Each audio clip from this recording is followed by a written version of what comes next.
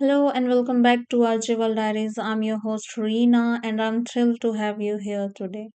So today we are going to explore a very practical topic that is talking about your job responsibilities. Now let me begin with a little story. A few years ago when I started freelancing as a Hindi translator, one of my first client asked me, "So Reena, what exactly do you do in your role?" At that moment, I realized how important it is to clearly explain your job responsibilities in English. It's not only about saying what you do, it's about showing your professionalism and confidence. So, today I'll guide you through some useful phrases, examples, and a little storytelling to help you explain your own job responsibilities in English. Let's start with the basics. When someone asks, "What do you do?" you can begin with your job title. I am a certified Hindi translator. I work as a customer service associate. I am a software engineer at a multinational company. But don't stop there. You need to expand by describing your key responsibilities. For example, I can say, as a translator, I help companies translate documents from English into Hindi and vice versa. I make sure the meaning stays accurate and culturally appropriate. Notice how this answer is clear and specific. It tells people not just the title but the actual work. Here are some useful phrases you can use. I am responsible for. My main role involves. On a daily basis, I take care of. Let me give you some real life examples. Imagine you work in an office as an accountant. You might say, "I'm responsible for preparing financial reports, managing invoices, and keep tracking of expenses." If you are a teacher, you could say, "My main role involves preparing lesson plans, teaching students, and evaluating their progress." For me, as a freelancer, I can explain, on a daily basis, I communicate with client, work on translation projects, and review my work for accuracy. Now let's make it a little more engaging with another story. Recently, I was talking to a client in English and they asked, "Do you also do spoken English training?" At first, I used to say simply, "Yes, I do." But then I realized this was an opportunity to expand and describe my work.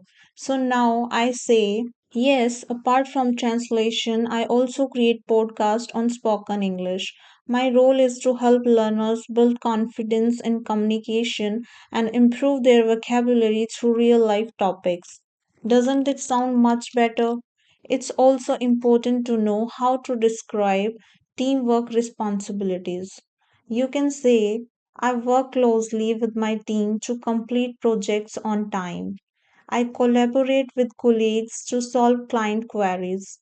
I coordinate with different departments to make sure everything runs smoothly."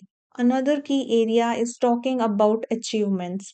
For example, one of my responsibilities is meeting deadlines, and I successfully managed 5 projects last month without delays.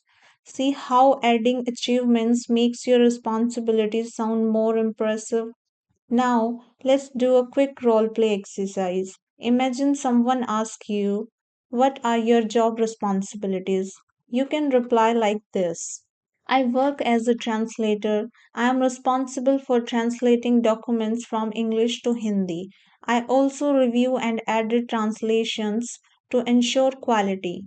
In addition, I communicate with clients to understand their requirements and deliver projects on time." I encourage you to pause and practice describing your own responsibilities right now.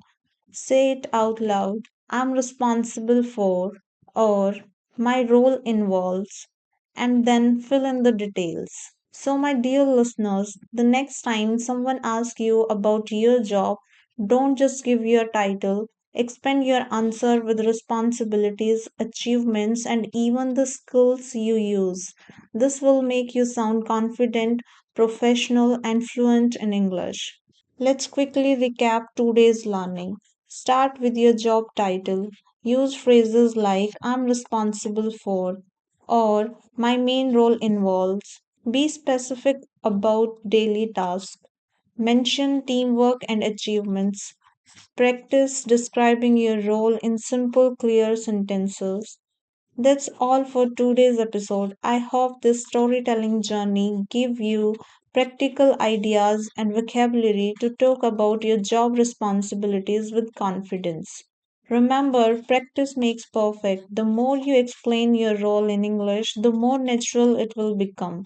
Thank you for listening, and I'll see you in the next episode. Until then, stay motivated, stay confident, and keep polishing your English.